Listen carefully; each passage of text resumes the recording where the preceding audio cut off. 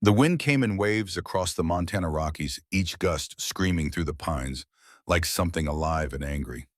Sarah Kane stood at her cabin window, watching snow erase the world beyond the glass.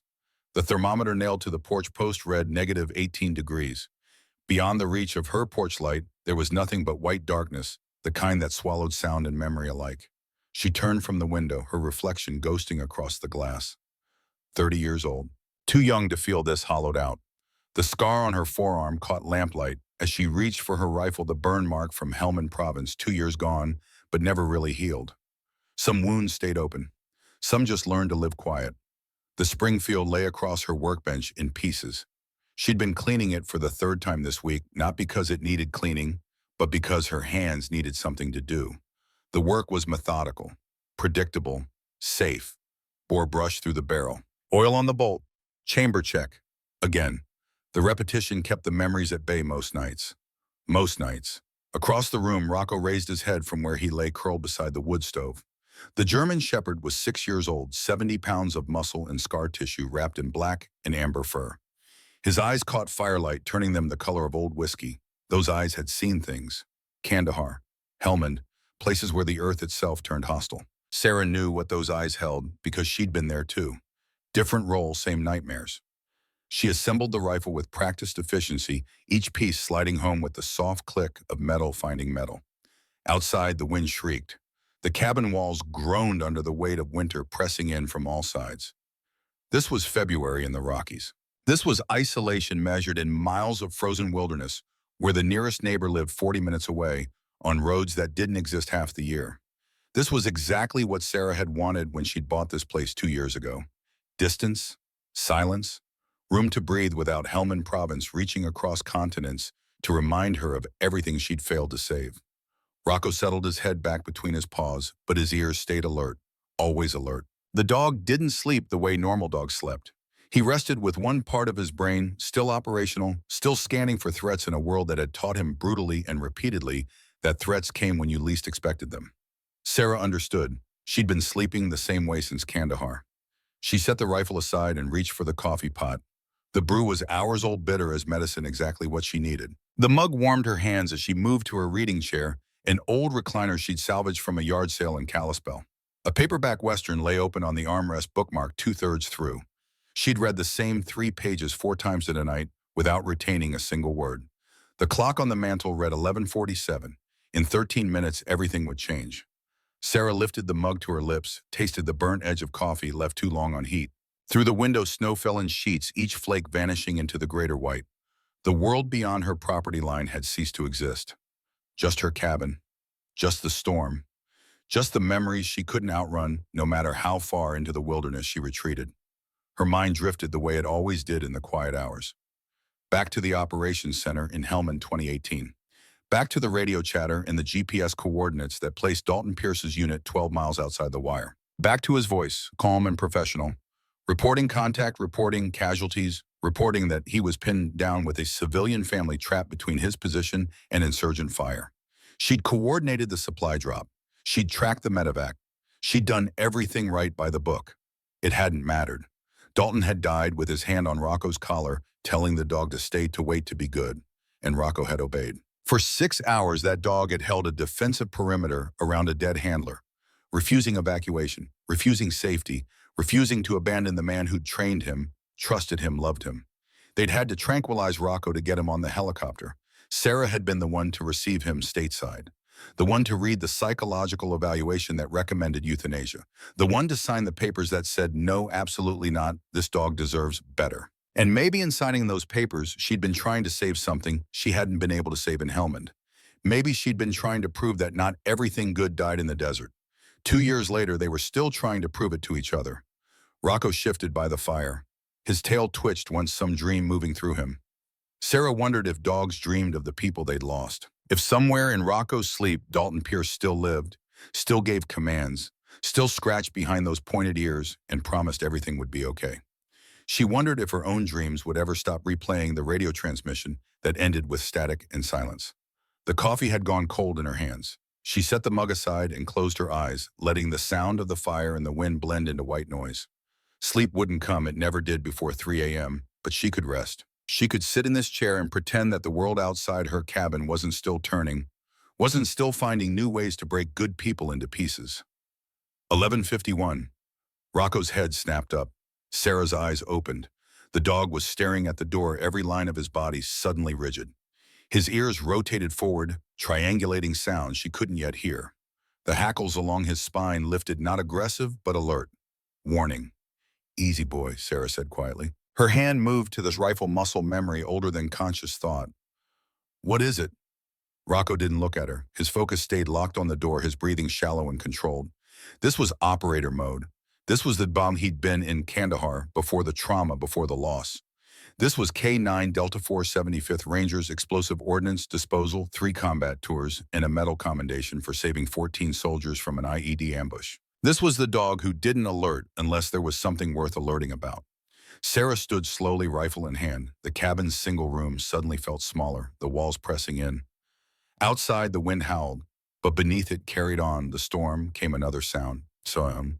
Footsteps, stumbling, uneven, desperate footsteps crunching through snow. Then the knock.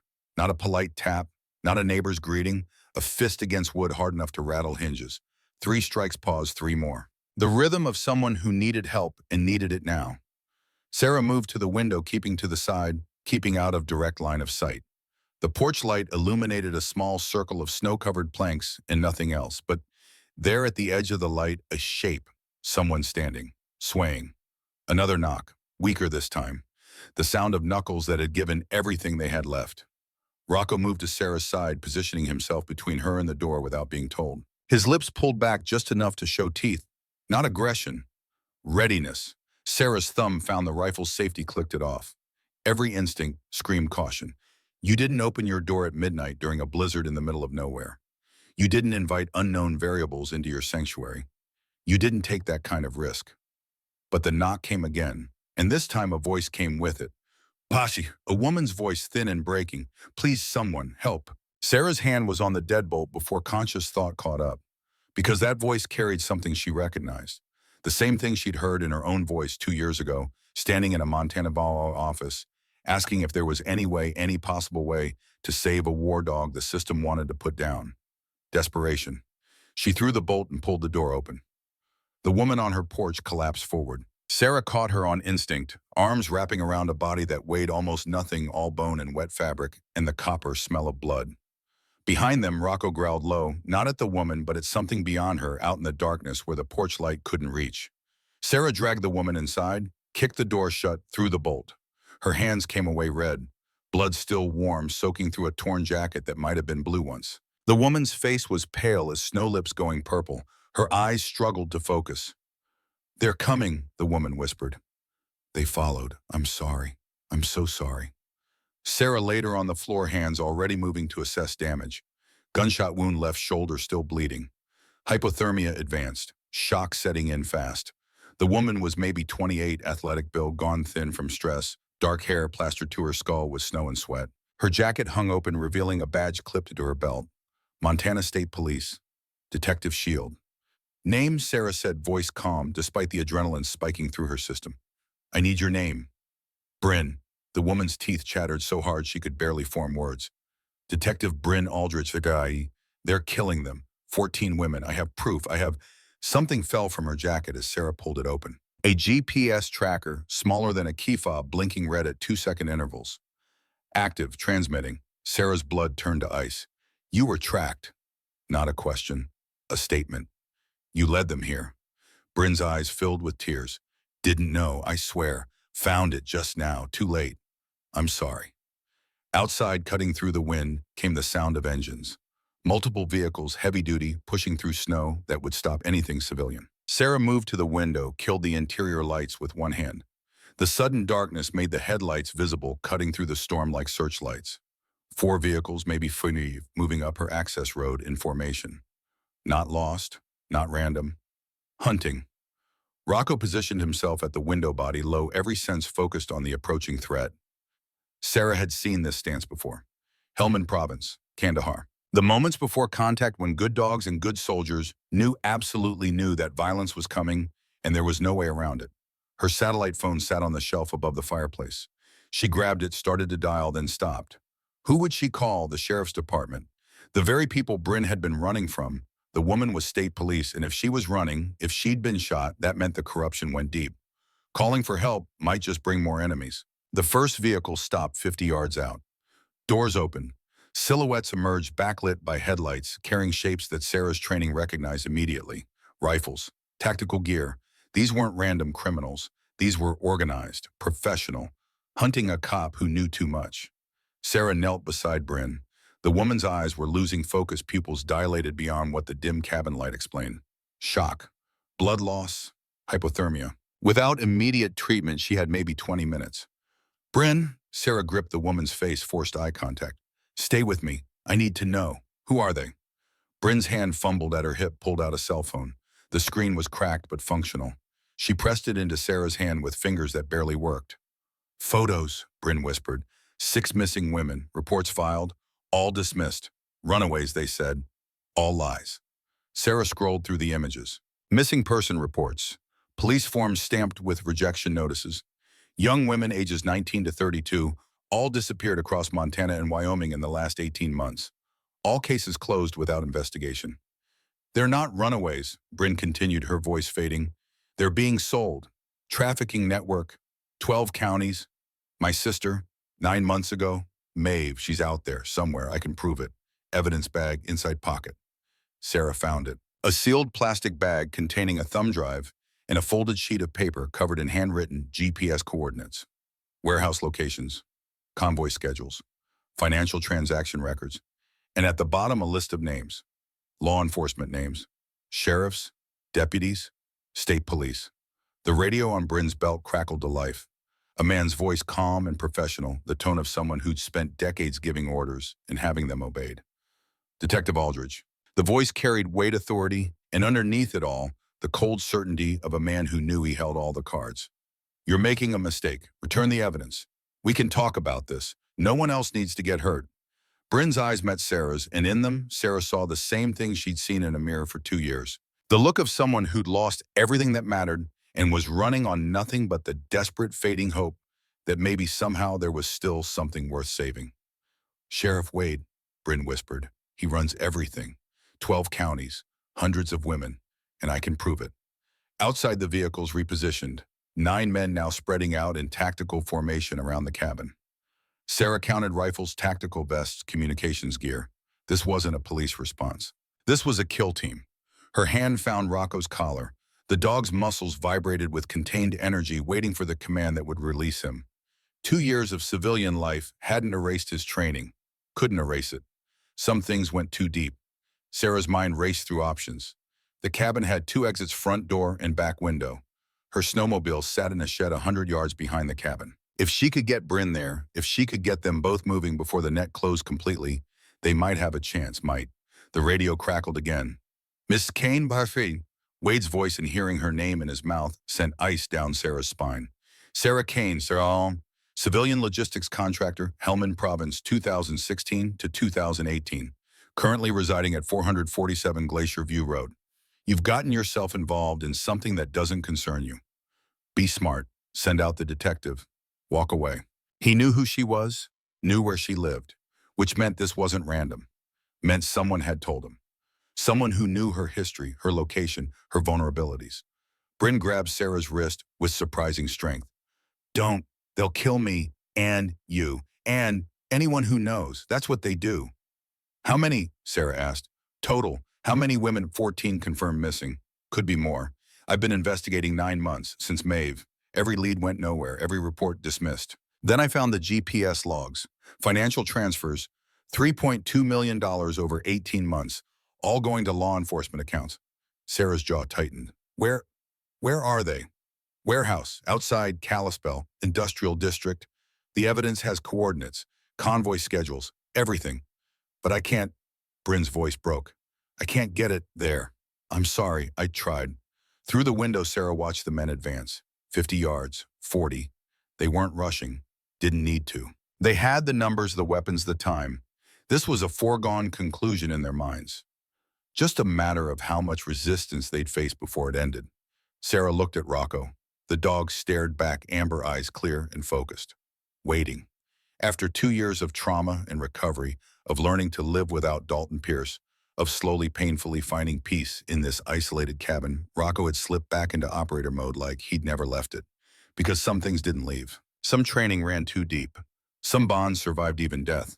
Sarah thought of Dalton, thought of the last transmission from Kandahar, his voice calm and steady as he described the insurgent positions, the civilian casualties, the impossible situation he'd walked into trying to do the right thing.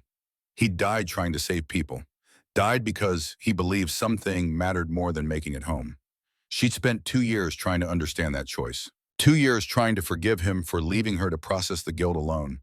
2 years trying to convince herself that running to Montana, hiding in this cabin, was somehow different from giving up. Looking at Bryn's blood soaking into her floor, at the evidence of 14 women erased by the very system meant to protect them, Sarah finally understood. There were worse things than dying, like living knowing you'd looked away when it mattered. She moved to her go bag, the one she'd kept packed out of habit more than expectation. Trauma kit, emergency supplies, satellite beacon, enough gear to survive 72 hours in wilderness. 2 years of civilian life, and she'd never unpacked it. Never really believed she was done with the work that had broken her. "We need to move," Sarah said, voice steady. "Back exit, snowmobiles in the shed. Can you walk?" Bryn tried to sit up, gasped in pain, collapsed back. "Can't. Blood loss. Too weak." Outside 30 yards. The net closing. Sarah looked at the evidence bag in her hand. 14 women, 14 families with daughters and sisters who'd vanished into darkness, while the people sworn to protect them profited. She thought of Maeve Aldridge, 9 months gone, wherever she was, probably thinking no one was coming, probably thinking she'd been forgotten. The way Rocco probably thought Dalton had forgotten him in those 6 hours guarding a dead handler. But Dalton hadn't forgotten. He'd died giving orders to stay, to wait, to be good. And Rocco had obeyed because that's what good dogs did. They trusted. They stayed. They waited for someone to remember they were worth saving. Sarah knelt beside Rocco, put both hands on either side of his face. Those amber eyes stared into hers, and she saw everything they'd both lost reflected back. Dalton, Helmut. The people they'd been before the war taught them exactly how much violence the world could hold. "We've got work, boy," Sarah whispered, "like the old days." Something shifted in Rocco's eyes. Recognition, understanding. The invisible weight both of them had carried for 2 years suddenly becoming purpose again. The dog's ears came forward, his body coiled ready. He'd been waiting for this. Waiting for someone to tell him that the work still mattered, that there were still people worth saving, that Dalton's sacrifice hadn't been meaningless, and neither was the loyalty that had kept Rocco alive when everything in him wanted to follow his handler into darkness.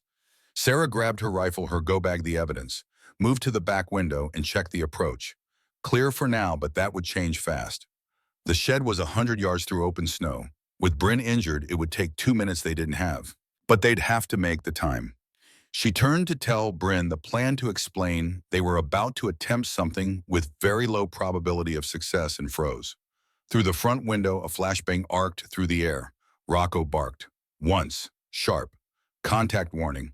The canister hit the porch, bounced, disappeared beneath the window frame. Sarah grabbed Bryn, heaved her up, and a fireman's carry spun toward the back exit. The world turned white in thunder. The flashbang detonated with a crack that turned the cabin into a drum, every surface amplifying the concussion until Sarah's teeth rattled and her vision went white. She'd been through bang training at Bagram, knew to keep her mouth open, knew to turn away from the blast, but knowledge didn't stop the ringing in her ears or the way her balance tilted sideways for 3 crucial seconds. 3 seconds was a lifetime in combat. She stumbled toward the back window with Bryn's weight across her shoulders. Dead weight, the woman either unconscious from pain or shock or both. Rocco was already there, front paws on the windowsill, body coiled to leap. The glass exploded outward as Sarah kicked it, safety glass turning to diamonds that scattered across snow, glowing blue in the moonlight. Behind them, the front door splintered. Boots on wooden floor. Voices calling, clear, clear, moving. Professional, tactical. These weren't sheriffs serving warrants. These were operators executing a kill mission with the efficiency of men who'd done it before. Sarah dove through the window. The fall was 6 feet, and she tucked Bryn against her chest, trying to absorb the impact with her own body. They hit snow and kept going, breaking through the crust into powder beneath. The cold was immediate and absolute, negative 18 degrees, wrapping around exposed skin like razor wire. Sarah rolled, came up with rifle in hand, Bryn beside her gasping for air that burned going down. Rocco landed in a crouch 3 feet away, snow exploding around him. His ears were back, not from fear, but from the overpressure of the flashbang still ringing in his skull. But his eyes stayed focused on the cabin, on the threats moving inside, calculating angles and distances with the precision of a dog who'd spent 3 tours learning exactly how humans moved when they meant to kill. Shed, Sarah gasped, hauling Bryn up again. 100 yards. Move. They ran. Ran wasn't the right word. Sarah plowed through knee-deep snow with 130 pounds of injured woman across her shoulders, while Rocco bounded ahead, breaking trail, his wider paws distributing weight better than Sarah's boots. Behind them, shouts. A rifle crack. The bullet hit snow 15 feet to their left, throwing up a plume of white. Warning shot. They wanted Bryn alive. Wanted the evidence. Which meant Sarah had maybe 30 seconds before the rules of engagement changed, and the next bullet came center mass. The shed materialized out of darkness and snow, a structure Sarah had built herself over 2 summers, oversized to hold 2 snowmobiles, and enough firewood to survive a Montana winter. The door hung open. She'd left it that way 3 days ago, meaning to fix the latch, never getting around to it, because there was always tomorrow, and nothing in this wilderness worth stealing. Until tonight. Sarah dropped Bryn beside the first snowmobile, a Polaris 850 she'd bought used from a dealer in Kalispell. Her hands moved on autopilot muscle memory from 100 equipment checks in Helmand. Fuel gauge 3/4, kill switch disengaged, key in ignition. She turned it, and the engine caught immediately, that beautiful sound of machinery that worked when you needed it to work. Rocco was already on the back, positioned on the cargo platform, like he'd been riding snowmobiles his whole life instead of learning 2 winters ago. Good dogs adapted. Great dogs anticipated. Sarah lifted Bryn onto the seat in front of her, wedging the woman between the handlebars and Sarah's chest. Bryn's head lolled back, eyes half open, blood still seeping through the makeshift pressure bandage Sarah had applied in those first frantic minutes. The woman was fading. Without treatment, without warming, without intervention, she had maybe 20 minutes before hypothermia took her past the point where bodies could recover. But first they had to survive the next 5 minutes. The second snowmobile sat 10 feet away, a backup Sarah had never needed until now. She grabbed the jerry can of fuel mix from the shelf, dumped half of it onto the machine across the seat, an engine cowling, pulled a road flare from her go bag, struck it, tossed it onto the fuel. The snowmobile ignited with a whoosh that turned the shed interior orange and flickering. Smoke billowed immediately, thick and black and toxic. Not enough to burn the shed down. The walls were metal and the snow on the roof would prevent spread, but enough to create confusion. Enough to buy time. Sarah gunned the throttle and shot out of the shed into the storm. The world was white chaos. Snow fell so thick she could barely see 20 feet ahead. The headlight on the Polaris cut a cone of visibility that showed nothing but more snow, more darkness, more wilderness that could hide 1,000 threats or none. Behind them, shouts, engine sounds. The kill team regrouping, mounting their own vehicles, the hunt shifting from stationary target to pursuit. Sarah knew these mountains, had spent 2 years exploring every valley and ridge, every frozen creek bed and game trail. She knew where the terrain turned treacherous, where avalanche risk made certain slopes suicide, where the forest grew so thick a snowmobile couldn't pass. She also knew that Wade's men were local, had probably hunted these same mountains for years. The home field advantage wasn't as clear as she needed it to be. Rocco's weight shifted on the platform behind her, his body moving in counterbalance to the machine's momentum as Sarah carved through a turn. His nose was up, scenting the wind, processing information Sarah's human senses couldn't detect. Where they'd been, where they were going, where threats approached from angles vision couldn't cover. In Kandahar, Dalton used to say Rocco could smell intentions, could tell the difference between a farmer carrying fertilizer and an insurgent carrying components for an IED. It had sounded like exaggeration than the kind of thing handlers said about their dogs. But Sarah had seen the results. Had watched Rocco alert 30 seconds before ambushes materialized, had seen him refuse to enter buildings that looked clear but held secondary devices. Some things couldn't be explained, just trusted. The tree line opened into a clearing, maybe 200 yards across a frozen meadow that in summer held wildflowers and in winter held nothing but wind. Sarah angled northeast, keeping the throttle wide open, the speedometer climbing past 40. At this speed, hitting a buried log or rock would send them tumbling, and at negative 18 degrees tumbling meant exposure, meant death. But slower meant getting caught, and getting caught meant dying anyway. Bryn stirred against Sarah's chest, a weak movement, barely conscious. Her lips moved, but the engine noise drowned whatever words she tried to form. Sarah tightened her grip, one arm around the woman's waist, keeping her upright. keeping her from sliding sideways into snow that would swallow her whole. Behind them, headlights. Four sets spread out in pursuit formation, gaining. Sarah had maybe a quarter-mile lead, and it was shrinking. The Polaris was fast, but she was carrying two humans and a 70-pound dog. Wade's men were running light, all speed, no mercy. Physics didn't care about righteousness. Physics cared about mass and velocity and the cold mathematical certainty that heavier objects move slower than light ones. The clearing ended. Sarah plunged back into forest, weaving between pines that loomed out of darknesses like pillars in a cathedral built by something that worshipped winter. Branches whipped past, some low enough that Sarah had to duck, pressing Bryn down with her. Snow cascaded from overhead limbs, tiny avalanches triggered by their passage. Rocco's growl vibrated through the platform, a sound Sarah felt more than heard over the engine. Warning, threat, something ahead. Sarah killed the headlight. The world went black. Complete and absolute darkness, broken only by the faint ambient glow of snow under a cloud-covered moon. She slowed, relying on memory and feel, letting the machine coast while her eyes adjusted. 30 seconds of vulnerability while the pursuing headlights closed distance. Then she saw what Rocco had sensed. A ravine cutting across their path like a wound in the earth. 20 feet across, maybe 30 feet deep, steep sides, and a frozen creek at the bottom. In daylight, she'd have seen it from 100 yards out. In this darkness, she'd have discovered it by falling into it. Good dogs saved lives in ways that never made reports. Sarah angled parallel to the ravine, following its edge, northeast, buying time to think. The pursuing engines were close now, maybe 300 yards back, and they had their headlights on, which meant they were either braver or stupider than Sarah. Probably both. The ravine widened, then narrowed. There, a crossing point where a fallen pine had created a natural bridge, the trunk thick enough to support weight, snow-covered enough to blend with the surrounding terrain. Sarah had crossed it before in daylight, taking it slow. Tonight, she'd be taking it at speed with 3 lives balanced on 6 inches of margin for error. She gunned the throttle. The Polaris hit the log, doing 30. And for one suspended moment, Sarah felt the physics of it, the way the track gripped bark beneath snow, the way momentum carried them forward when gravity wanted to pull them down. Rocco shifted his weight without being told, leaning into the angle, keeping the center of mass over the log. They cleared the far side, and Sarah didn't slow, didn't celebrate, just kept moving, because celebration was for people who'd reached safety, and they were miles from that. Behind them, the first pursuing snowmobile hit the ravine at full speed. The sound carried through the forest, metal and fiberglass, and human bodies meeting earth at velocity. The engine note cut off, abruptly replaced by crashing, tumbling, the chaos of uncontrolled descent. Then silence. 3 headlights left. Still coming. The forest opened onto a slope steep and exposed the kind of terrain that in avalanche country made smart people go around instead of over. But going around added miles they didn't have, and the route over was direct, visible, a straight shot to the ridgeline where the trees started again. Sarah took it. The Polaris climbed at an angle track, biting into snow, engine whining with the effort. Halfway up, the pitch increased. Sarah stood on the running board, shifting weight forward, keeping the nose down. Bryn was a rag doll against her chest, no longer responding, her breathing shallow and irregular. 20 minutes, the trauma training whispered. She has 20 minutes, and you've already used 15.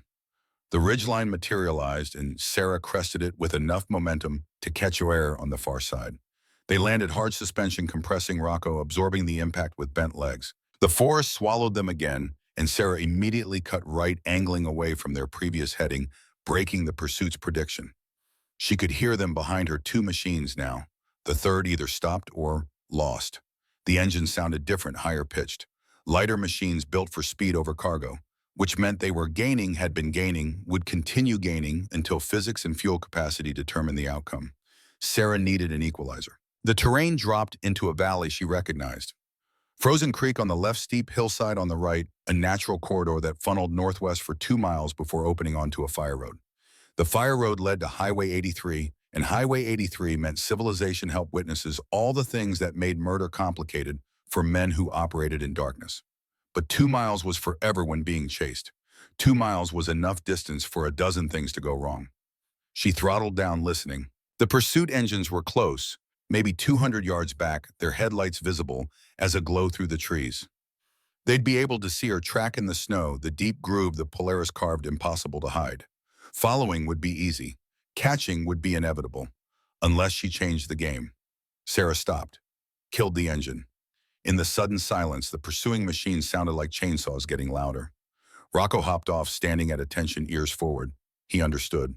Had done this before in different terrain, different circumstances. Same fundamental truth. Sometimes you stopped running and started hunting. She pulled Bryn off the snowmobile later in the snow beside a fallen log. The woman didn't respond. Her lips had gone from purple to blue, core temperature dropping past 90 degrees, the point where bodies stopped shivering because they didn't have the energy left to generate heat. Sarah stripped off her own jacket, wrapped it around Bryn, tucked the woman against the log where snow had drifted deep enough to provide insulation. Not enough, not nearly enough, but all she could offer in this moment. "Stay," Sarah whispered, though she didn't know if Bryn could hear. "I'm coming back." She moved 20 yards up the trail to where the creek bank created a natural blind. Rocco followed silent as smoke. Sarah positioned herself behind a boulder rifle up eye to the scope. 70 yards of clear sight line down the trail they'd just traveled. The first snowmobile appeared. Solo rider, no passenger, moving fast. He was scanning ahead, watching for Sarah's track, not expecting the track to end, not expecting her to stop. Hunters expected prey to run. Sarah breathed out, finger on the trigger, sight picture, perfect. Center mass. Impossible to miss at this range. But shooting changed everything. Shooting meant crossing a line from fleeing victim to active combatant. Meant if she got caught, if this went wrong, Wade could spin the story any way he wanted. Contractor attacks law enforcement. Armed fugitive kills deputy. Whatever narrative sold, whatever version let him bury the evidence and keep operating. The rider passed her position oblivious. Sarah lowered the rifle. Rocco moved. No command given, no signal. The dog just moved, bursting from cover with the speed and silence of something that had done this exact action in Kandahar and Helmand, and every other place where good soldiers needed bad men, stopped. The rider saw movement in his peripheral vision, started to turn. Too slow. Rocco hit him at chest height, 70 pounds of muscle and momentum. Jaws closing on the rider's forearm, the one holding the throttle. Man and dog tumbled off the machine together, hitting snow in a tangle of limbs and snarling. The snowmobile driverless throttle locked kept going, slammed into a tree 30 yards down trail with a crunch of fiberglass and metal. Sarah moved in rifle trained on the downed rider. He was maybe 30, wearing a sheriff's department jacket, deputy badge still visible. His arm bled where Rocco's teeth had found purchase, but the wound was controlled, the dog having released the moment the threat was neutralized. Good dogs knew the difference between stopping a threat and killing it. The deputy reached for his sidearm with his uninjured hand. Sarah's boot came down on his wrist, grinding it into frozen earth. "Don't." He looked up at her and she saw the calculation in his eyes. Young guy probably thought he was doing the right thing, following orders, protecting the community from whatever story Wade had sold him. Sarah had seen that look before. Helmand, Kandahar, young soldiers who believed what they were told until the moment they didn't. 14 women, Sarah said quietly. Trafficking ring. Your boss is running it, and you're helping. You don't know what you're talking about. But his voice carried doubt, carried the first crack of uncertainty. Detective Bryn Aldridge, Montana State Police. Gunshot wound. Dying of hypothermia 50 yards from here because she found evidence of what Wade's doing. You want to be part of that. The second snowmobile's engine grew louder. 30 seconds out, maybe less. Sarah zip-tied the deputy's wrist with restraints from her go-bag, the same one she'd carried in Helmand for detaining hostiles. Checked his pockets, found a radio, a spare magazine, car keys. Took them all. "You're gonna freeze here," the deputy said. "So are you. Difference is I'll make sure someone knows where to find you, assuming we survive the night." She moved back to her Polaris with Rocco at her heel. The dog's muzzle was red with the deputy's blood, but his eyes were calm. Doing work. The same work he'd done in Afghanistan, stopping threats, protecting his handler, executing the mission with the efficiency that came from being very, very good at a necessary thing. Sarah reached her snowmobile just as the second pursuer came into view. This rider was smarter, slower. He'd seen his partner's crash machine was approaching with weapon drawn, scanning for ambush. The headlights swept across the trail, across trees, across the boulder where Sarah had hidden. She was already moving. Had the Polaris started, Bryn repositioned on the seat, Rocco mounted on the platform. The rider spotted her, swung his pistol up. Sarah dropped the clutch, and the machine leaped forward, fishtailing in deep snow. The shot went wide. The rider gunned his own machine, coming after her, the chase resuming. But they'd lost another pursuer. 2 men down, 1 still coming, and the odds shifting towards something that might, if fortune favored them, look like survival. The valley narrowed. The creek on their left had cut deep over centuries, creating a channel where winter had frozen water into sculptural forms, ice waterfalls, and crystalline formations. that would be beautiful in daylight and were just obstacles in darkness. The trail forced them close to the edge, where a mistake meant sliding into the creek bed, and the creek bed meant broken bones and exposure and death coming slow. Sarah held her line. Behind her, the remaining rider closed distance. 30 yards. 20. Close enough that his headlight illuminated Sarah's back, casting her shadow long and distorted across the snow ahead. Rocco growled, not at the pursuer, at something ahead. The abandoned ranger station appeared like a ghost from another era. Built in the 1960s, used until the Forest Service cut budgets and consolidated operations in the 90s left to rot. Sarah had explored it last spring, found it structurally sound enough to hold supplies, turned it into a cash point for her backcountry guiding work. She'd also found something else, something useful. The trail ran past the station's front, but Sarah cut left, taking a service path barely visible under snow. The pursuing rider followed, committed to the chase, not thinking about why Price suddenly changed direction toward a dead end. Sarah stopped at the station's back wall, dismounted, grabbed Bryn. The woman was barely conscious, hypothermic shivers replaced by dangerous stillness. No time. No time for anything but the next 30 seconds. She kicked open the station's back door. Inside was darkness and the smell of old wood and mouse nests. She laid Bryn on the floor, grabbed the sleeping bag she'd cached here, wrapped the woman tight, started a chemical heat pack, tucked it against Bryn's core. The pursuing rider's engine cut off outside. Sarah moved to the door, rifle ready. Through the gap, she could see him dismounting, approaching cautiously, pistol drawn. Smart. Tactical. He'd done this before. She stepped out. Stop there. He stopped. Mid-30s, sheriff's jacket, wedding ring on his left hand. Family man, pillar of the community.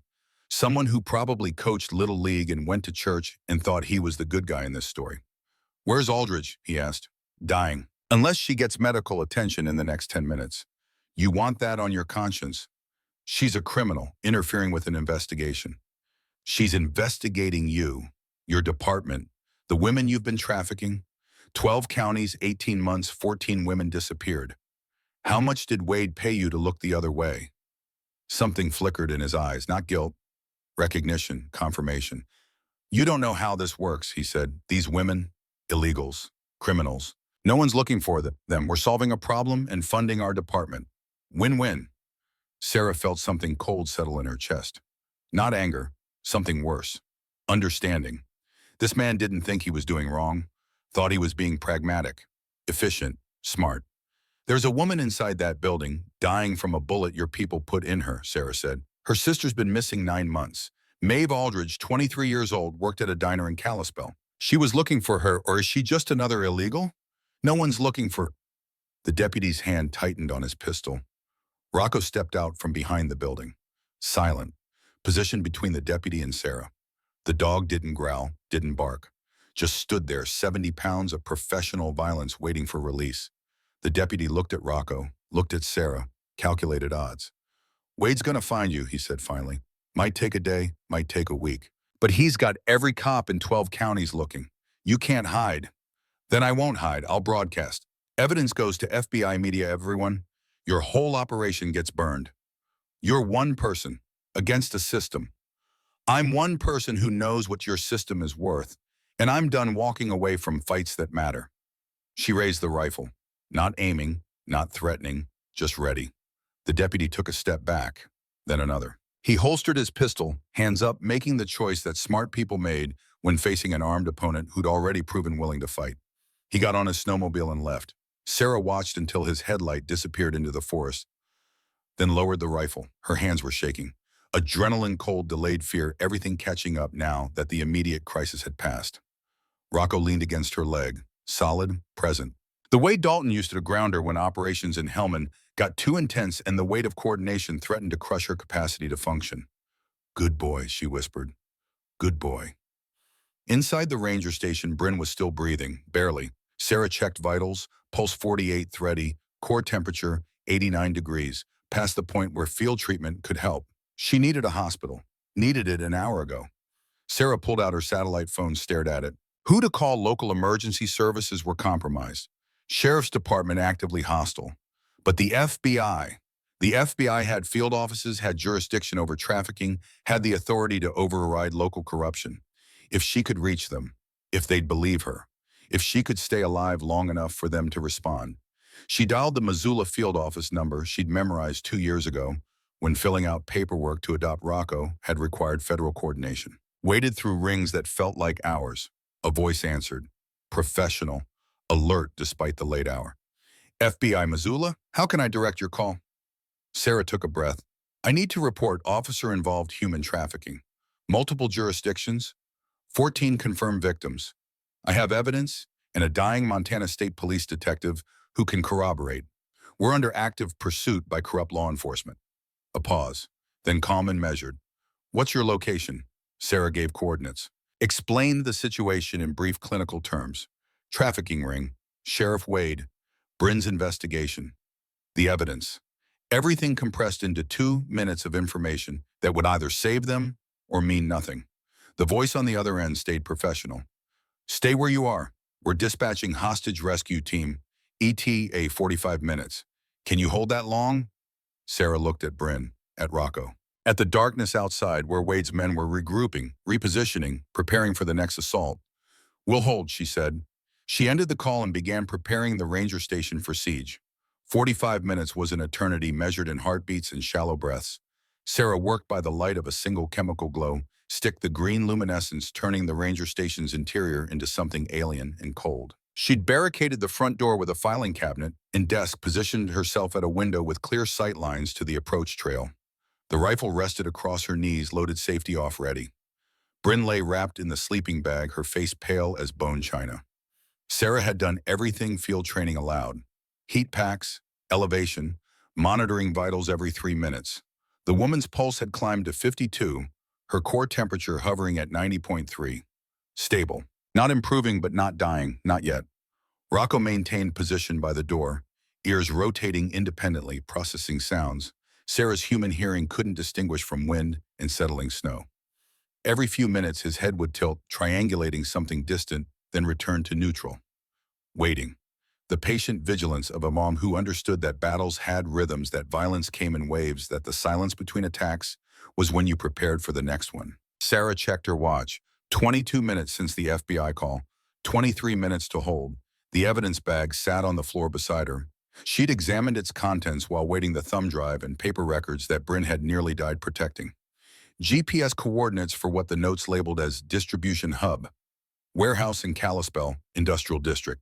Convoy schedules showing regular transport every Thursday at 2 a.m. Financial records documenting wire transfers from shell accounts to law enforcement personnel across Montana, Wyoming, and Idaho. 18 names. Sheriffs, deputies, state police. Men Sarah might have passed on the street, men who wore badges and raised families and lived normal lives while participating in systematic erasure of human beings. At the bottom of the records, a notation in Brin's handwriting, Maeve's GPS last ping, Warehouse 3, Base 7, March 15th, 9 months ago. 9 months of investigation. 9 months of a sister refusing to believe the official story. 9 months of filing reports that got dismissed, asking questions that got shut down, following leads that evaporated the moment local law enforcement became aware. 9 months of a system protecting itself. Sarah thought about systems. The military had been a system. Helmand Province had been a system. The operations she'd coordinated, moving supplies and personnel across hostile territory that had been part of a larger system meant to accomplish strategic objectives. Good systems saved lives. Bad systems ground them up and called it collateral damage. The trick was knowing which you were serving until it was too late to choose differently. A sound outside. Faint. Engine noise, multiple sources approaching from the south. Rocco's head snapped toward the door. Low growl, barely audible. Contact warning. Sarah moved to the window, rifle up, scanning through the scope. The night vision setting revealed shapes moving between trees. 4 snowmobiles running without headlights, now approaching in tactical formation. They'd learned from earlier. Adapted. These weren't amateur deputies making guesses. These were professionals executing a coordinated assault. Wade had brought the real operators. They stopped 200 yards out beyond effective rifle range in this darkness. 4 men dismounted, spread out, began advancing on foot. Sarah watched them move. Good spacing, covered discipline, suppressed weapons. These men had military backgrounds, probably special forces veterans who'd left service and found the private sector paid better for the same skills, the kind who'd do anything for the right price. Sarah counted rounds, 30 in the magazine, 1 in the chamber. 31 shots against 4 trained operators in darkness while protecting a dying woman who couldn't move. Math that didn't add up to survival. But math had been wrong before. Her satellite phone vibrated. Text message from an unknown number, FBI hostage rescue. ETA, 18 minutes. Advised situation. Sarah typed one-handed rifle still aimed at the approaching threats. 4 hostiles. Tactical approach. Armed. Target has critical GSW. Cannot relocate. The response came immediately. Hold position. Air support inbound. Do not engage unless fired upon. Do not engage. Good advice for people who had the luxury of choosing when violence started. Sarah's experience said violence chose its own timing, and preparing for it beat reacting to it. The operators reached 100 yards, still advancing. They'd positioned themselves to approach from 3 angles simultaneously, making it impossible for Sarah to cover all vectors. Standard small unit tactics overwhelmed defensive positions through coordinated fire and maneuver. Rocco's growl deepened. The dog had moved to the center of the room, equidistant from all potential entry points, waiting to see which direction death came from before committing to intercept. 75 yards. A voice carried across the distance, amplified by the strange acoustics of snow and forest. Sheriff Wade. Sarah recognized the tone from the radio earlier, that calm authority that came from decades of people doing what he told them without question. Sarah Kane. I'm impressed. Most civilians fold within the first hour. You've lasted longer than some soldiers I've known. Sarah didn't respond. Responding gave away her exact position. But you're out of moves, Wade continued. My men have this building surrounded. Your FBI friends are 20 minutes out, assuming they're even coming. A lot can happen in 20 minutes. Silence. Well, wind through pines, the creak of cold metal contracting. I'm offering you a choice, Wade said. Walk away, take your dog, leave Aldridge and the evidence. I'll make sure she gets medical attention. No one else needs to die tonight. Sarah's finger rested on the trigger guard. Not on the trigger. Not yet. But ready. Think about it, Wade called. You're not military anymore. Not law enforcement. Just a contractor who got pulled into something that doesn't concern her. You don't owe Aldridge anything. You don't owe those women anything. You can walk away clean. Bryn stirred behind Sarah, a weak sound, barely conscious but trying to speak. Sarah glanced back, saw the woman's eyes were open, focused with effort. Don't, Bryn whispered. Don't trust him. I wasn't planning to. Maeve, my sister. Promise you'll find her. Sarah looked at this woman who'd driven through a blizzard with a bullet in her shoulder, who'd fled corrupt cops and tracked blood across miles of wilderness, who'd held onto evidence when releasing it would have saved her life. All for a sister who'd been missing 9 months, and all for the desperate hope that someone somewhere still gave a damn about girls the system had decided didn't matter. I promise, Sarah said. Outside, the operators had reached 50 yards, still advancing. No shots fired yet, but Sarah could see muzzles tracking weapons ready. They'd close to 30 yards, maybe 20, then move to entry. Fast, violent, overwhelming. 18 minutes until FBI arrival. 31 rounds, 4 operators, 1 dying woman, 1 exhausted contractor, 1 war dog who'd already given more than any animal should have to give. The odds remained brutal. But odds had never stopped Dalton Pierce, and they wouldn't stop Sarah now. She made her choice. She fired. The first shot took the lead-in operator in the shoulder, spinning him. Not a kill shot. Sarah wasn't interested in killing, interested in stopping, in buying time, in making these men decide if 18 minutes was worth bleeding for. The operators scattered, diving for cover, returning suppressing fire that chewed into the ranger station's walls. Splinters exploded inward, glass shattered. The entire structure shook with impacts. Sarah rolled away from the window, repositioning to the back room. Different angle, different firing solution. Keep moving. Static targets died. Rocco was already there, waiting by the back door, understanding without being told that fights had multiple dimensions, that threats came from directions you didn't expect. Sarah heard it before she saw it. Boots on the roof. The 4th operator smart, going vertical while his team provided covering fire. Standard room clearing. Pin the target's attention breach from unexpected angle. The roof hatch, a small access panel Sarah had barely noticed, exploded inward.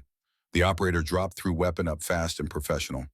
Rocco hit him before he cleared the opening. 70 pounds of muscle and fur met 200 pounds of tactical operator with physics that cared nothing for training or intent.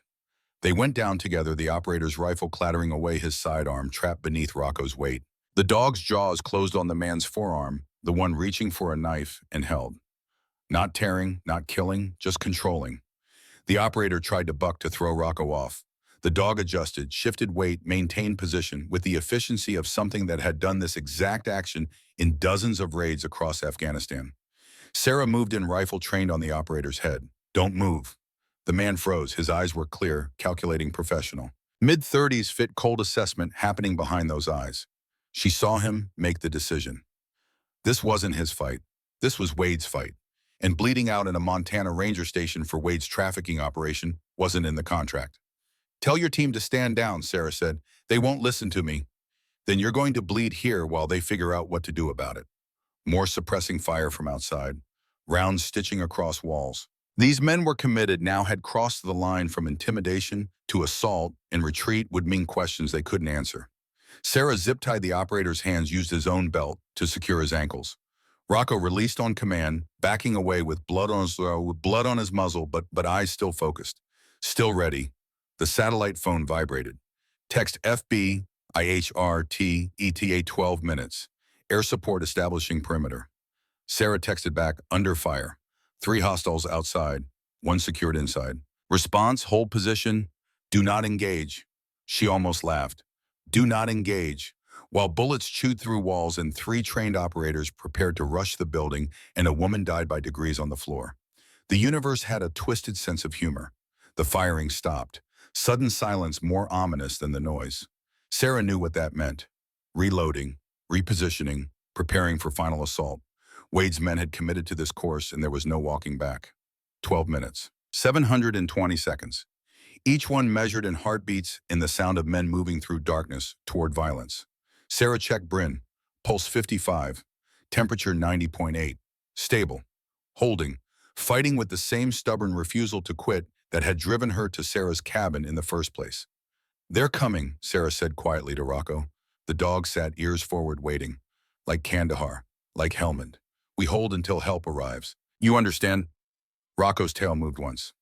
Understanding, Sarah thought of Dalton Pierce in those final minutes in Kandahar. Radio transmission breaking up. Explosions in the background. His voice staying calm, professional, giving orders to Rocco even as he bled out. "Stay. Wait. Be good." The dog had obeyed for 6 hours, had held position against insurgent attacks, had protected his handler's body until rescue arrived. Sarah could hold 12 minutes. Movement outside. The 3 operators advancing in coordinated rush. 30 yards. 20.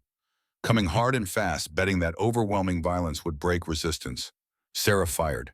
Controlled pairs. First operator stumbled, hit in the leg. Second dove for cover. Third kept coming, weapon up, professional, committed. 10 yards. Rocco moved. The dog cleared the window in a single bound, hitting snow, running, closing distance faster than the operator could track. The man swung his rifle, but Rocco was already inside his reach, jaws closing on the weapon's barrel, yanking it sideways. The rifle discharged. The round went wild. Then the operator and the body were rolling in snow, a tangle of limbs and teeth, in the primal struggle that came when training met instinct. Rocco had his arm, the controlled bite that immobilized without killing. 3 tours in Afghanistan had taught precision. Disable, don't destroy. Control, don't kill. The operator screamed. Tapped out with his free hand, the universal signal of submission. Rocco held position until Sarah arrived with zip ties. The second operator, the one Sarah had wounded, was crawling toward his fallen weapon. Sarah kicked it away, covered him with her rifle. "On your face, hands behind your back." He complied. No fight left, just a man realizing the paycheck wasn't worth this. The third operator, the one Sarah had dropped first, lay in snow, clutching his shoulder. Not moving, not fighting, just bleeding and waiting for this to end. Sarah secured them all, zip ties and weapons confiscated, arranged in a line where she could watch them while covering the approach trail. 3 professionals neutralized by 1 civilian contractor and 1 war dog who'd forgotten more about violence than most people would ever learn. Sheriff Wade's voice carried from the tree line. "You've made this very complicated, Miss Kane." "You made it complicated," Sarah called back. 14 women, 18 months. How much did you make selling them? Silence, long enough that Sarah thought he might not answer. Then 6.8 million, over 4 years. Not just me. System. 18 officers across 3 states. Politicians, businessmen, everyone getting paid. Everyone looking away. And the women, illegals, criminals, no one important. No one anyone would miss.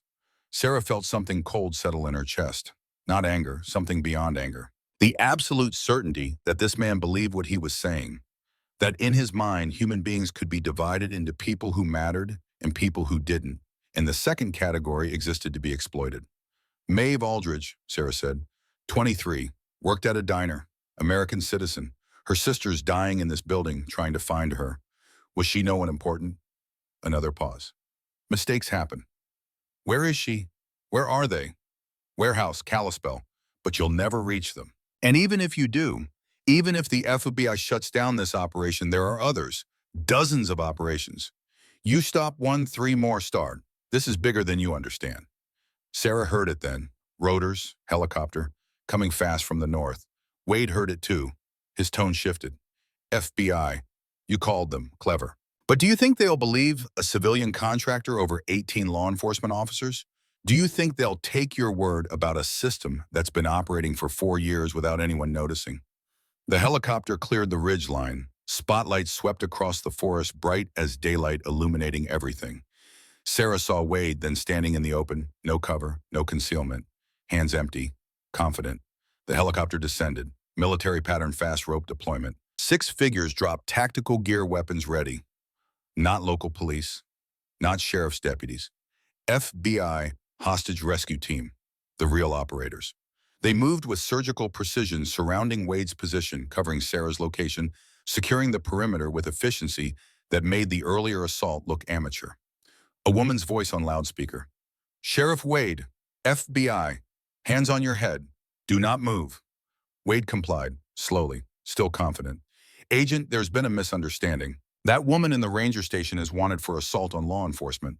She's armed and dangerous. I'm attempting to apprehend. We have drone footage of your assault on this location, the voice interrupted. We have the evidence Detective Aldridge transmitted before she was shot. We have Colonel Merrick Stone in custody at Fort Bragg, and he's very interested in discussing your operation, specifically how he provided military logistics and transport for your trafficking network. Maybe Wade's confidence cracked. Just slightly. Just enough.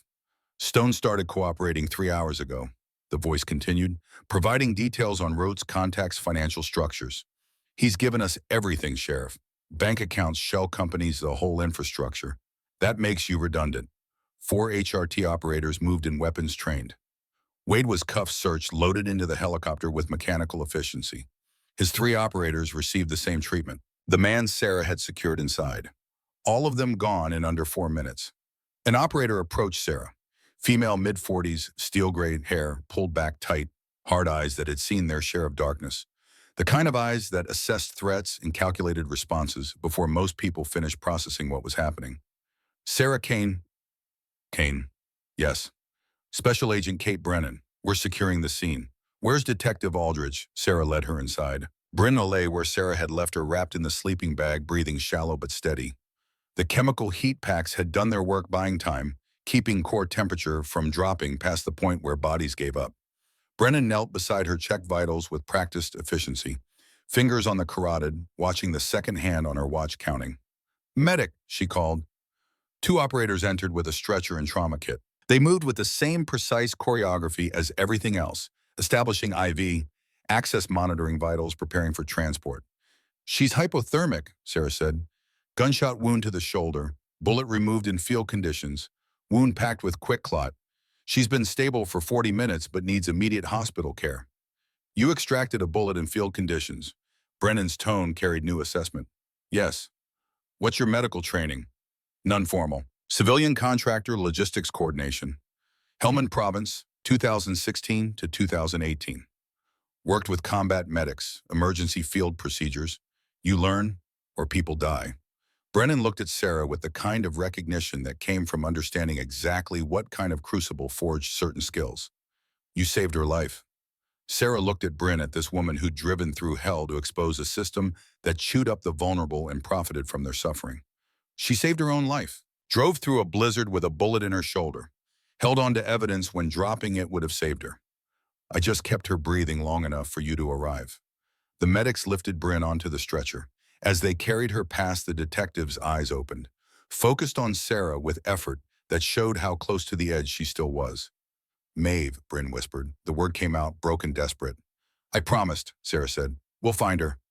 Bryn's hand reached out, caught Sarah's, squeezed once with strength that shouldn't have been there. Then the medics were moving, carrying her to the helicopter, and Sarah was left standing in the ranger station with Rocco and Agent Brennan and the evidence bag that had nearly cost 2 lives. Brennan picked up the bag, examined the contents with the careful attention of someone who understood that details mattered, that cases were built on documentation and chain of custody. This is everything Aldridge collected. GPS coordinates, financial records, convoy schedules, 18 names, it's all there. In the warehouse location, Kalispell Industrial District, Warehouse 3 Base 7, that's where they're holding them. Bryn's notes indicate her sister Maeve's GPS last pinged there 9 months ago. Brennan keyed her radio voice crisp and professional. All units, we have target location. Warehouse 3 Kalispell Industrial. Coordinate with Missoula Field Office. I want full tactical response. Arrest teams on every name in these records. This happens simultaneously across all jurisdictions. No warnings, no leaks. Execute in 30 minutes. She looked at Sarah. Hard assessment happening behind those eyes. You should come with us. Medical evaluation, debrief. You've been through significant trauma tonight. Sarah shook her head. I'm going to the warehouse. Those women have been waiting long enough. Kane, that's an active tactical situation. Civilians. I made a promise to a dying woman that I'd find her sister. I don't break promises. Brennan studied Sarah for a long moment, calculating, weighing regulations against the reality of what Sarah had already done tonight, what she'd proven herself capable of. You can ride observer in the helicopter, Brennan said finally, but you stay back when we breach. Non-negotiable. Clear, clear. They loaded into the helicopter. Sarah, Rocco, Brennan, and 4 HRT operators who moved with the silent efficiency of people who did this work regularly. The aircraft lifted, banking southeast toward Kalispell. Through the window, Sarah watched the ranger station recede into darkness. Watched the forest give way to foothills. Watched the night begin to surrender at the eastern horizon. Dawn coming, the longest night bleeding away into something new. Brennan handed Sarah a headset. The helicopter's interior noise dropped to manageable levels, replaced by the controlled chatter of tactical coordination across multiple channels. You did exceptional work tonight, Brennan said. Most people would have turned Aldridge away, told her to go to the authorities, let the system handle it. The system was the problem. Usually is. Brennan pulled up a tablet, thermal satellite imagery, painting the screen in shades of gray and white. Warehouse 3. We've had surveillance on it since Aldridge's Mayday came through. 2 hours of eyes on. Thermal shows approximately 15 people inside. 11 in the main bay clustered together. 4 in offices. 2 guards outside. How long have you been investigating, Wade? 7 months of background investigation, building the case, then tonight when Bryn's Mayday came through, we moved. Had drone surveillance positioned over the warehouse within 90 minutes. We were already close, already building toward this. Aldridge gave us the final pieces we needed. Why didn't you move sooner? Needed evidence that would hold up in federal court. Needed to map the complete network. If we'd arrested Wade 6 months ago, the others would have scattered, would have started up somewhere else with new names, new covers. We needed everyone, all 18, simultaneous arrests so no one could warn the others. The helicopter began its descent. Kalispell spread below small city lights against wilderness darkness. The industrial district sat on the southern edge, warehouses and processing plants where legitimate business blended with things less legitimate. Warehouse 3 looked like every other building in the complex. Metal construction, loading bays, semi-trucks parked outside. Nothing to distinguish it except the GPS coordinates and the knowledge of what happened inside. The helicopter landed 2 blocks away. A convoy of FBI vehicles surrounded the target, silent approach, establishing perimeter. Brennan checked her watch. Simultaneous raids starting in 60 seconds. 18 locations across Montana, Wyoming, and Idaho. Every officer in that ledger gets arrested at the same time. No warning. No chance to destroy evidence or run. Sarah watched tactical teams move into position. Professional. Efficient. The machinery of justice grinding into motion after years of looking the other way. 30 seconds. Rocco leaned against Sarah's leg. The dog was calm now, the operator mode fading back into the companion who'd spent 2 years learning to live with trauma. But his eyes stayed alert, watching the warehouse, understanding that the work wasn't finished yet. 15 seconds. Sarah thought of the 14 women in those records. Thought of Maeve Aldridge, 9 months missing, probably thinking no one cared, no one was coming, no one remembered she existed. Thought of every person the system had decided didn't matter enough to protect. Execute. The tactical teams moved. Flashbangs through windows, the distinctive crack that preceded entry. Doors breached with rams and explosives. Voices shouting FBI and get down and hands where we can see them. The coordinated violence of law enforcement executed properly with oversight, with rules, with the understanding that some things were worth using force to stop. Sarah watched from the perimeter, watched guards taken down with precise applications of force, watched men let out in handcuffs, some still wearing the uniforms of legitimate business, watched the office workers who'd processed paperwork and maintained databases and looked the other way while human beings were bought and sold. Then the victims. 11 women wrapped in thermal blankets, escorted out by female agents who spoke softly and moved slowly. Ages ranging from late teens to 30s. Different ethnicities, different backgrounds, all sharing the same hollow-eyed exhaustion of people who'd survived something that broke them in ways that would take years to heal, if they healed at all. First woman out, second, third, Sarah counted, hoping, dreading, needing to know. 10th woman out. Sarah saw her, 23, thin in the way that came from months of inadequate food, dark hair that needed cutting, moving like someone who'd forgotten how to believe rescue was possible. But the bone structure matched the photo in Bryn's evidence file. The way she held herself, even broken, carried echoes of the sister who'd refused to stop looking. Maeve Aldridge. Sarah keyed her radio. Brennan, 10th victim. That's Maeve. Brennan was there in seconds. She approached gently, hands visible, voice calm. Maeve Aldridge. The woman looked up. No recognition, no hope. Just the careful wariness of someone who'd learned that trust led to pain. Your sister Bryn sent us, Brennan said softly. She's been looking for you, 9 months. Never stopped. Never gave up. Something changed in Maeve's eyes. Not hope, not yet, but the first crack in the armor of survival that said maybe possibly the nightmare was ending. Bryn, her voice was barely audible, damaged in ways that went beyond physical. She's at the hospital, wounded, getting the evidence that led us here, but alive, fighting to get back to you. She never stopped believing you were out there. Maeve's legs gave out. Brennan caught her, held her while she sobbed, 9 months of terror and isolation breaking at once. The kind of crying that came from depths most people never reached, from places where hope had died and was struggling back to life. Sarah turned away, gave them privacy. Looked at Rocco instead, this dog who'd survived his own nightmare, who'd waited through 2 years of recovery for the moment when work mattered again. When the skills that had been forged in violence could be used to stop it. We did it, boy, Sarah whispered. We kept the promise. The sun broke the horizon, first light turning the Montana sky shades of amber, and rose painting shadows across the warehouse complex, illuminating the tactical vehicles and the rescued women and the men being led away in handcuffs. Beauty and brutality existing in the same moment. Brennan approached. Simultaneous raids complete. All 18 suspects in custody. No one escaped. No one had time to destroy evidence. We got them all. And the women, how many total? 11 here. Search teams found evidence of safe houses in 3 other locations. Early estimates say 44 victims recovered total across the network. We're still processing the data, but Wade's operation was larger than we initially assessed. 44 lives, 44 people the system had failed, then abandoned, then nearly erased. And if Bryn hadn't kept investigating, if Sarah hadn't opened her door, if Rocco hadn't been exactly who he was when it mattered, those 44 would have stayed disappeared, would have become statistics, numbers and reports that no one read. What happens now, Sarah asked. Federal prosecution. Human trafficking carries mandatory minimums.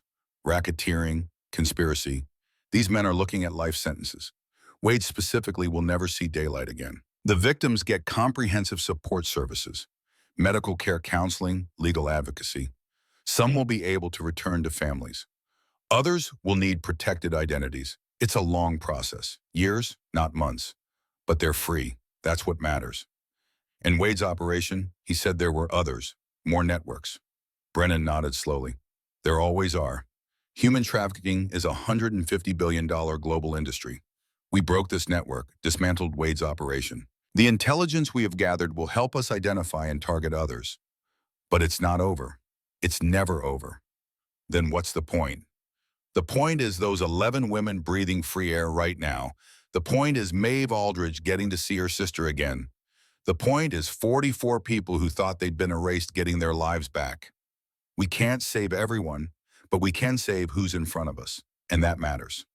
The helicopter lifted Sarah and Rocco back toward her cabin as the sun climbed higher. The blizzard had passed, leaving the Rockies crystalline and clean under blue sky. Her cabin looked small from the air isolated the place she'd run to when the world became too much. But maybe Sarah thought isolation wasn't the answer.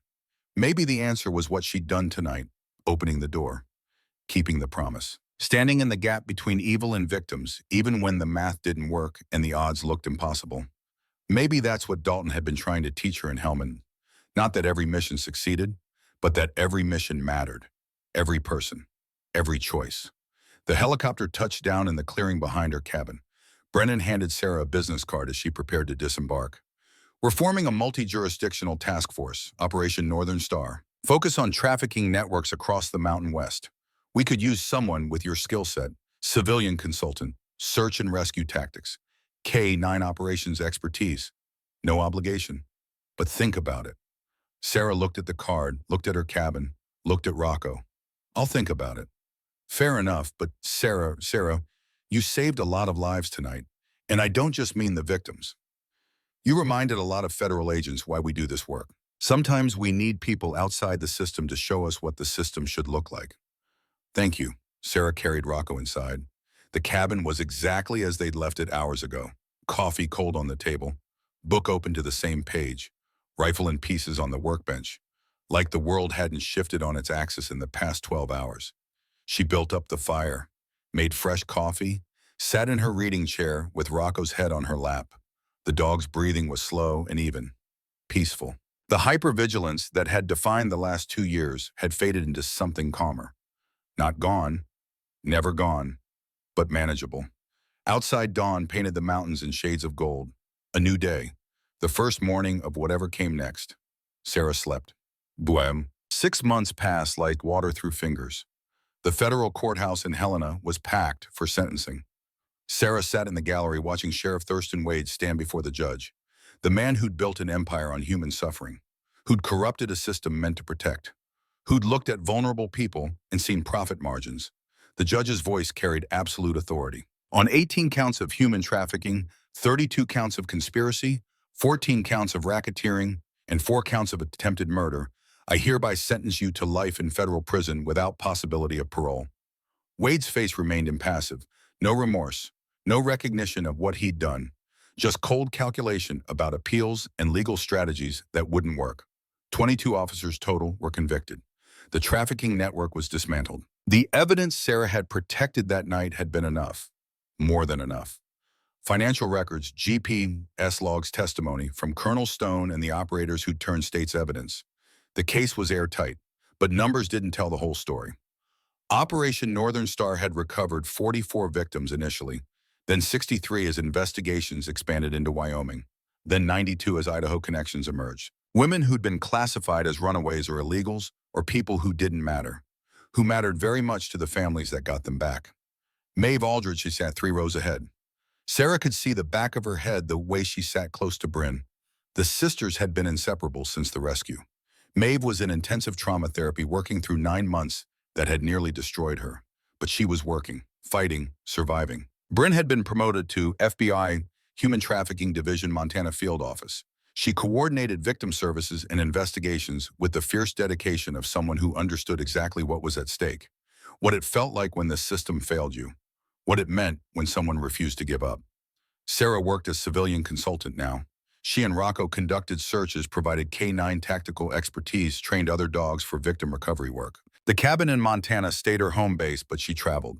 Wyoming, Idaho, Utah, wherever Operation Northern Star needed her. The work was hard. The successes were measured in individual lives rather than systematic change. But individual lives mattered. Sarah had learned that lesson in the hardest way possible. The courthouse emptied. Sarah walked to her truck, Rocco at her heel. The dog moved with easy confidence. Now the PTSD managed the trauma processed. Not healed. Trauma didn't heal, but integrated. Made into something that informed without defining. She drove home as afternoon shadows stretched across the Rockies. The cabin appeared around the last bend, small and solid and hers. The place she'd run to had become the place she returned to. Different meaning, same location. Sarah sat on her porch steps, coffee cooling in her hands, watching the way light moved across the mountains. 6 months since that night in the blizzard. 6 months since she'd opened her door to a dying woman and chosen to stand instead of hide. Rocco lay beside her, head on her knee, breathing slow and even. No hypervigilance, no scanning for threats every 30 seconds. Just a dog who'd learned that rest was possible, that peace could last more than stolen moments between crises. She thought about Dalton often, wondered what he'd think of where she'd ended up. The cabin was still her sanctuary, but it wasn't a hiding place anymore. It was a base of operations, a place to return to between missions that mattered. The work wasn't finished, would never be finished. Wade's network was dismantled, but he'd been right about one thing. There were always others, more trafficking rings, more systems that looked the other way, more people who thought certain lives didn't matter enough to fight for. But there were also people like Bryn, like the 44 women they'd recovered initially, now 92, like the families who got their daughters back. People who'd been told they were lost, causes who'd been written off by systems meant to protect them, who'd survived because someone finally decided they were worth the cost. Sarah had spent 2 years asking why Dalton had died for his principles, why he'd walked into that compound knowing the odds, why he'd sacrificed everything for people he'd never met and ideals that seemed abstract until they were tested. She understood now. Some things were worth more than survival, worth more than safety, worth the risk of everything you had, because the alternative, looking away, staying silent, choosing comfort over courage, that was a different kind of death. The kind that happened slowly. The kind you didn't notice until you looked in the mirror one day and didn't recognize the person staring back. Rocco shifted against her leg. A small movement, barely conscious, the way he used to lean against Dalton when processing trauma from missions. Trust. Partnership. The understanding that they were in this together, whatever this became. "We did good work," Sarah said quietly. "You and me, like Dalton taught us." The sun dropped below the ridgeline, painting the sky in shades of amber and gold, the same colors as Rocco's eyes. The same colors that had lit Helmand Province at dawn when Sarah had coordinated supply drops for soldiers who trusted her to keep them alive. She'd failed Dalton, couldn't change that. The guilt would always be there, a weight she'd carry, but she could honor what he'd believed, that every mission mattered, every person, every choice to stand when standing was hard. The sound of an engine pulled her from reflection. A truck coming up her access road, familiar lines against the gathering dusk. Bryn's truck pulled into the clearing. The detective climbed out, moved with the confidence of someone who'd survived hell and come out stronger. Changed, but stronger. "Got a minute?" Bryn called. "Always." Bryn climbed the porch steps, accepted the coffee Sarah poured from the thermos she'd brought outside. They sat in companionable silence for a moment, two women who'd been through fire together and carried the scars to prove it. "3 women missing near Yellowstone," Bryn said finally. "Similar pattern to Wade's operation. Different players, but same methodology. Victims classified as runaways, cases closed without investigation. Task force wants you and Rocco." Sarah looked at Rocco. The dog stood tail wagging once, ready, always ready when the work called. "When do we leave?" "Tomorrow morning, early. It's a 4-hour drive." Sarah nodded. "We'll be ready." Bryn stood to leave, paused at the porch steps. "Sarah, thank you for opening your door that night, for keeping your promise. Maeve's doing better. She's got a long road ahead, but she's walking it because you didn't look away. You drove through a blizzard with a bullet in your shoulder. You're the one who didn't give up. We both did what needed doing. That's what matters." After Bryn left, Sarah packed her go bag, medical kit, trauma supplies, satellite beacon, the same gear she'd carried in Helmand, the same preparation that had kept people alive when everything went wrong. Some habits were worth keeping. That night, Sarah lay in bed staring at the ceiling. Tomorrow they'd head toward Yellowstone, toward 3 more women who needed someone to care enough to look, toward another operation that might go sideways, might end in violence, might cost more than Sarah wanted to pay. But she'd pay it, because that was the work, because Dalton had taught her that some things mattered more than making it home safe, because 44 women, now 92, had gotten their lives back, because someone had decided they were worth the risk. She thought of Dalton one last time before sleep took her. Thought of his voice on that final radio transmission, calm and steady as he gave orders to Rocco. Stay, wait, be good. Principles that sounded simple until you had to live them under fire. He'd died believing certain things were sacred. Human dignity, justice. The idea that how you treated the powerless defined who you really were. Sarah had spent 2 years angry at him for dying for those beliefs. Angry at a world that let good people pay the price for standing up.